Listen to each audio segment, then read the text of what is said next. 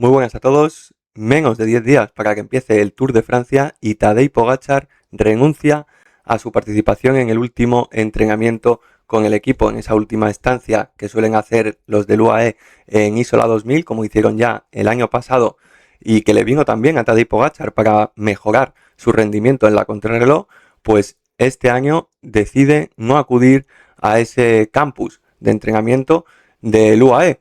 La razón no es porque se vea sobrado para ganar el Tour de Francia, que podría darse esa circunstancia, no es el caso. Es porque Urska Cigars, como sabéis, su pareja sufrió una terrible caída en el mismo Tour de Suiza donde competía con Tadej y ha priorizado acompañarla en su recuperación de esa fractura de mandíbula en su casa de Mónaco. Esto es un contratiempo que solo Tadej podría asumir, creo yo, porque a pesar de no querer ir de sobrado, es cierto que las sensaciones que dan es de eso, de que va a ganar el Tour, haga lo que haga, siempre y cuando las caídas durante la carrera le respeten. Pero, insisto, es una cosa que solo puede hacer él, no me imagino a ningún otro ciclista del mundo, salvo una circunstancia todavía más grave, que renuncie a una última concentración en altura, con lo importante que son hoy en día en el ciclismo las concentraciones en altura, para preparar el Tour o para preparar cualquier objetivo, pues renunciando a ella. No obstante, evidentemente no va a dejar 10 días aparcada la bici sin tocarla, hará entrenamientos por Mónaco y hará entrenamientos de exigencia, está cerca de los Alpes, seguirá con el entrenamiento, pero a un nivel menor que todos sus competidores, todos sus rivales estarán plenamente concentrados. De hecho, en esta semana son los campeonatos nacionales de muchos países y muchos de sus rivales no van a acudir a esos campeonatos nacionales para preparar plenamente el Tour. Por ejemplo, Juan Ayuso no va a acudir al campeonato de España, Remco Evenepoel tampoco va a acudir al campeonato de Bélgica, ni siquiera al de contrarreloj, porque podría darse la situación que pudiese competir la crono y no la ruta, como hace su compañero Tim Wellens en el UAE, el compañero de Tadej Pogačar, pero ese no es el caso de Remco, que decide cancelar su presencia, su participación en el campeonato de Bélgica, al igual que, como digo, Juan Ayuso en la de España. Un caso excepcional el de Remco, que lleva sin correr, por ejemplo, para preparar el Tour de Francia en competición oficial desde la Lieja-Bastogne-Lieja. Ha decidido apuntar toda su preparación a base de entrenamientos, a base de fiarse de lo que dicen sus números, esos 425 vatios que asegura que mueve ya en la alta montaña, aún así se antojan insuficientes para derrotar a Tadej Pogačar, ni siquiera hasta un mínimo punto de duda de ponerle en duda la victoria en el Tour de Francia a Tadej Pogačar, que insisto, aún renunciando al training camp que van a hacer sus compañeros en Isola 2000, creo que con los entrenamientos que va a hacer, que va a seguir haciendo mientras está con Urska, con su recuperación ahí de mandíbula en su residencia, unido al estado de forma que ya ha demostrado tanto en Tour de Romandía como en Tour de Suiza, las dos carreras que ha utilizado por etapas para ponerse fino de cara al Tour de Francia, creo que con ese entrenamiento va más que sobrado, va más que capacitado, pero es la primera vez que le pasa, es la primera vez que no va al 100% de preparación al Tour de Francia. Bueno, miento, no es la primera,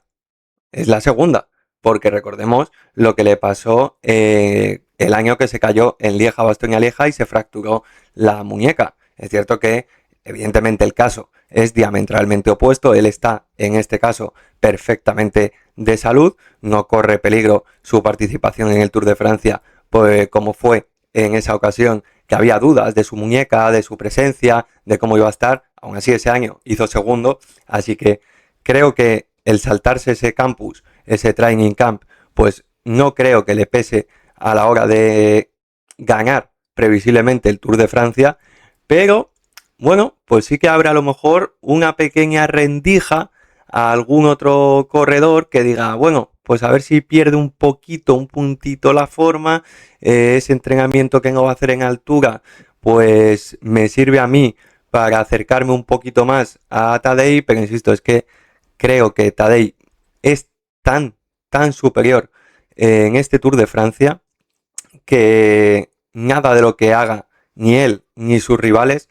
puede cambiar el resultado. Lo único que él podría cambiar el resultado es una caída que, al igual que lo digo siempre, con él, con Vingegaard, con Isaac del Toro, con Ayuso, no queremos las caídas, evidentemente son parte de esto, pero no queremos que haya esas caídas que decidan las carreras. Así que creo que lo único que puede separarle de la victoria es una caída. El resto está, desgraciadamente para todos, para el espectáculo. En cuanto a ganar el Tour de Francia se refiere, a años luz, creo que Pogačar en el fondo lo sabe y puede que priorice también la recuperación de Urska, el preocuparse por esa recuperación, ese estado de salud, pues teniendo en cuenta ese factor. Yo creo que este es el año en el que Tadej Pogačar puede llegar con más convencimiento de ganar el Tour de Francia de una manera más fácil todavía de lo que lo ha ganado las veces que lo ha logrado.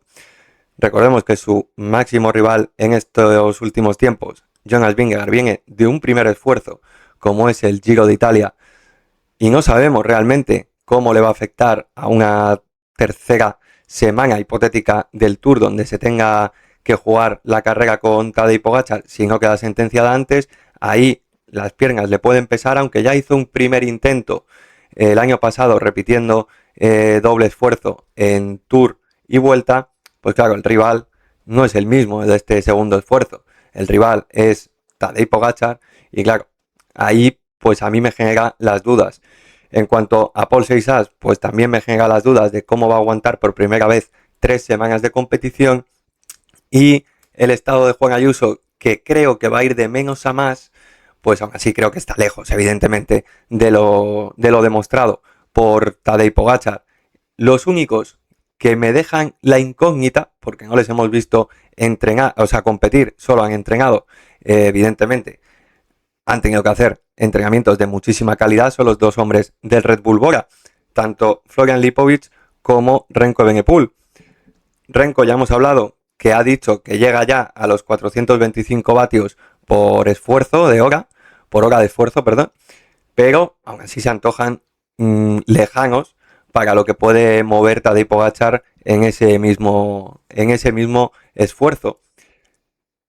Lipovic, pues es la otra incógnita también, es un mejor escalador que Remco, ya lo ha demostrado, peor contrarrelojista, eso se compensa un poco más a lo mejor, pero el crecimiento de Florian Lipovic, vamos a ver si sigue en consonancia a lo visto durante el año pasado, que gustó mucho cómo consiguió el podio ante los tres grandes de este ciclismo moderno hasta la irrupción de Paul Seixas en ese Dauphiné, consiguió ese tercer puesto en el podio en esa carrera por detrás de Pogačar y de Vingegaard. Luego en el Tour repitió esas buenas sensaciones subiéndose de nuevo al tercer cajón del podio. A pesar del abandono de Remco, podía haberlo hecho de la misma manera, me da a mí. Y vamos a ver si esa progresión le acerca un poquito más a los dos. En primer lugar a Jonas Vingegaard y en segundo a Tadej Pogačar. La otra duda que me generan los hombres de Red Bull, aparte del estado físico y de si están súper preparados para la competición real, para el fuego real con Tadej Pogačar y Jonas Vingegaard, pues la otra duda que me generan es cómo van a plantear esa bicefalia, que no es fácil de plantear cuando Remco Evenepoel forma parte de ella, porque creo que Remco es un corredor que, al igual que le pasaba el año pasado a Juan Ayuso, necesita sentirse el foco total del equipo. Y claro, si contra ti va a luchar ya dentro del mismo equipo un corredor que el año pasado te ganó en Dauphiné y en el Tour a pesar de tu retirada, pues claro, ¿cómo va a manejar eso el equipo? ¿Le va a hacer entender que Remco es la prioridad hasta que deje de serlo por lógica pura, por lo que hemos visto anteriormente? Es decir, cuando llegue la montaña y reviente Remco, y ahí va a saber adoptar el papel de gregario para Florian Lipovic. Incógnitas en cuanto al manejo de la carrera que descubriremos dentro de 10 días, empezaremos a salir de dudas. Lo que está claro es que, quitando yo creo el triunfo del Tour de Francia, se nos presenta uno de los mejores Tours de Francia que podemos recordar, con tantísimos nombres que pueden aspirar claramente al podio. Porque recordemos que no solo Jonas, Renko, Florian Lipovic, Paul Seixas, Juan Ayuso y alguno más a lo mejor que pueda salir por ahí de sorpresa puedan optar, porque estamos dejando muy fuera de las ecuaciones a los Netcompany Ineos, que siguen sin demostrar, por lo menos en las carreras previas, que están ligeramente cerca de poder hacer un podio. Pero es que se nos olvida meter en la ecuación, o bueno, no metía en la ecuación de forma deliberada, no porque se me olvidase, a Isaac del Toro, la segunda espada del UAE, que si no le toca trabajar mucho para Tadej Pogačar, lo más normal, lo visto en la última carrera en el Aubert-Rhône-Alpes, y por su corta pero exitosísima trayectoria a lo largo de estos 2 últimos años, pues creo que haríamos mal si le descartamos directamente para luchar por el podio. 10 días, como digo, nada más, un poquito menos incluso, para que empiece la mejor carrera del mundo por etapas este año en Barcelona, con esa crono por equipos, y la contaremos como siempre aquí en Encunetados. Hasta mañana.